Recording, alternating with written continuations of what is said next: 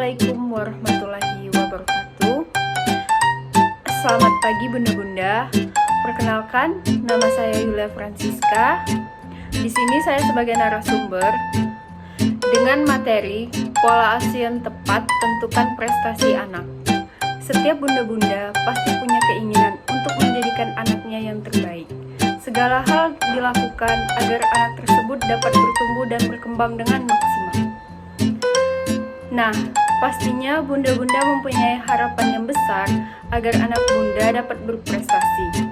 Namun, sebagian dari bunda-bunda ada yang tidak mengerti mengenai pola asuh tersebut agar anak dapat berprestasi.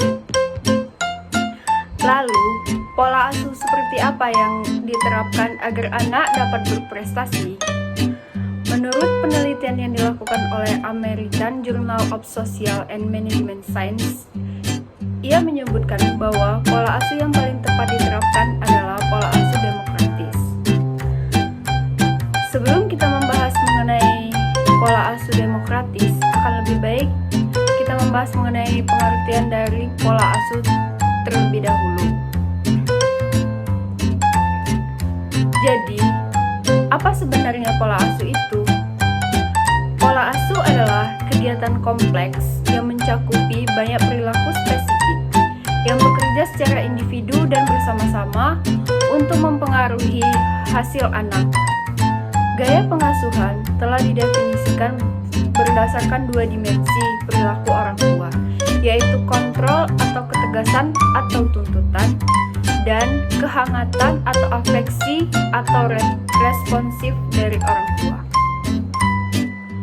Gaya pengasuhan tersebut meliputi interaksi antara orang tua dan anak-anak, serta nilai-nilai dan kepercayaan orang tua yang membentuk perkembangan anak-anak mereka. Baumgren 1991 membagi parenting style menjadi 3 bagian, yakni tipe autoritarian, autoritatif, dan permisif. Ketiga tipe ini dibagi berdasarkan tuntutan dan responsif. Orang tua dengan gaya pengasuhan autoritarian cenderung menuntut dan mengarahkan, tetapi tidak responsif. Mereka taat dan berorientasi pada status dan mengharapkan perintah mereka ditaati dengan penjelasan. Mereka menyediakan lingkungan yang tertib dan serangkaian peraturan yang jelas, dan memantau kegiatan anak-anak mereka dengan cermat. Orang tua yang otoriter juga lebih kecil kemungkinan untuk menggunakan metode persuasi yang lebih lembut. Itu berarti bahwa mereka cenderung rendah dalam kasih sayang, pujian, dan penghargaan dengan anak-anak mereka untuk memotivasi anak mereka. Adapun gaya pengasuhan autoritatif cenderung lebih menuntut dan responsif terhadap anak mereka. Mereka memantau dan mempengaruhi standar yang jelas untuk perilaku anak-anak mereka. Mereka asertif, tetapi tidak mengganggu atau membatasi. Metode disipliner mereka lebih mendukung daripada menghukum. Mereka ingin anak-anak mereka bersikap tegas, bertanggung jawab secara sosial, dan mandiri secara kooperatif. Orang tua dengan gaya pengasuhan autoritatif paling efektif dalam menumpuk tanggung jawab sosial, rasa harga diri, kepercayaan diri, dan kemampuan beradaptasi pada anak-anak mereka untuk memenuhi tantangan konteks akademik dan lainnya, di mana keyakinan kuat dalam kemampuan seseorang diperlukan. Adapun gaya pengasuhan permisif. Orang tua dengan gaya pengasuhan permisif atau direktif lebih responsif daripada yang mereka tuntut. Mereka non-tradisional dan lunak, tidak memerlukan perilaku dewasa, memungkinkan regulasi diri yang cukup, dan menghindari konfrontasi. Orang tua yang permisif lebih cenderung memberikan jalan pada impuls keinginan dan tindakan anak. Orang tua ingin memberikan sedikit tuntutan pada anak-anak mereka dan membiarkan mereka melakukan apapun yang mereka inginkan. Gaya pengasuhan ini tampaknya tidak berhasil dalam memungkinkan anak-anak untuk mengembangkan berbagai kemampuan mengarahkan diri sendiri yang mendasari keberhasilan akademik. Pola asuh autoritatif atau demokratis, yakni pola asuh yang paling tepat agar anak bisa berprestasi. Kembali kepada pola asuh autoritatif atau demokratis, yakni pola asuh yang paling tepat agar anak bisa berprestasi. Mengapa? Pola asuh demokratis merupakan pola asuh yang memantau dan mempengaruhi standar yang jelas untuk perilaku anak-anak mereka. Dengan demikian, anak-anak tidak merasa terlalu dikekang ataupun dituntut untuk melakukan banyak hal, tetapi juga diberikan leluasa untuk melakukan sesuatu sesuai dengan yang mereka inginkan. Di samping itu, orang tua akan tetap mengawasi dan tidak membiarkan sang anak. Pola asuh ini akan memberikan kesempatan bagi anak untuk lebih berekspresif dan berkreasi sesuai dengan bakat dan minat yang dimiliki sang anak. Utamanya adalah dalam hal meraih prestasi, baik prestasi akademik maupun prestasi non-akademik.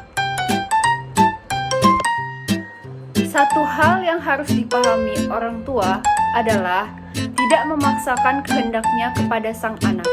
Mengapa?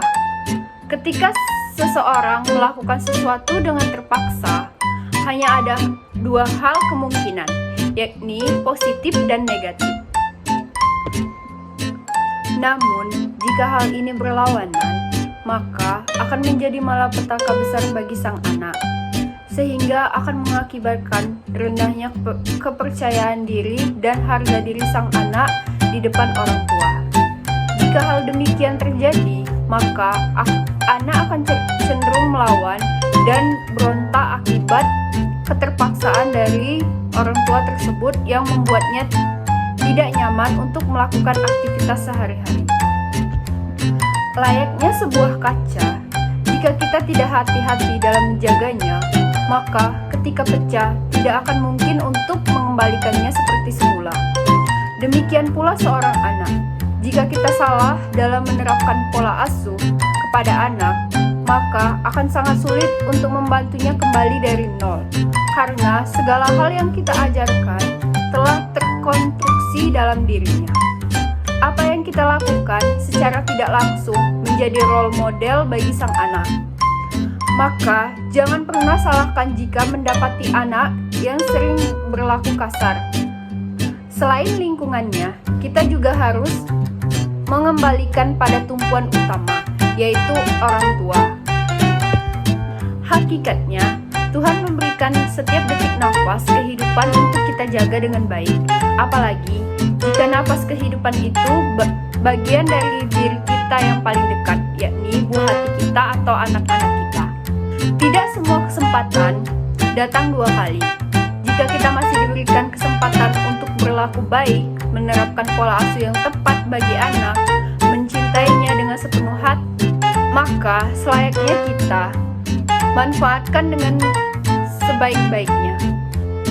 Jangan sampai kita malah sadar ketika kita telah menyesalnya.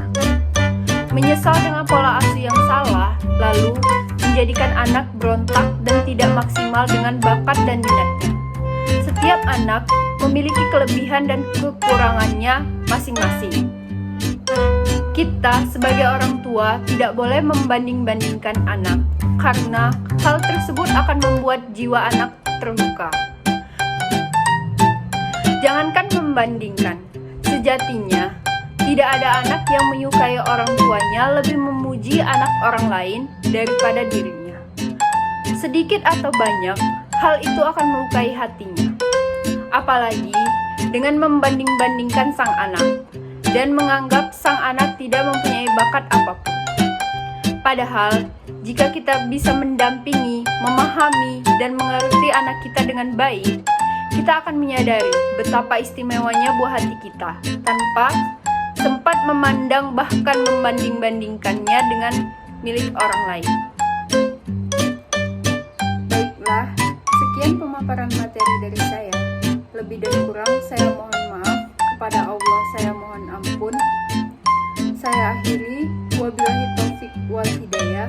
Wassalamualaikum warahmatullahi wabarakatuh.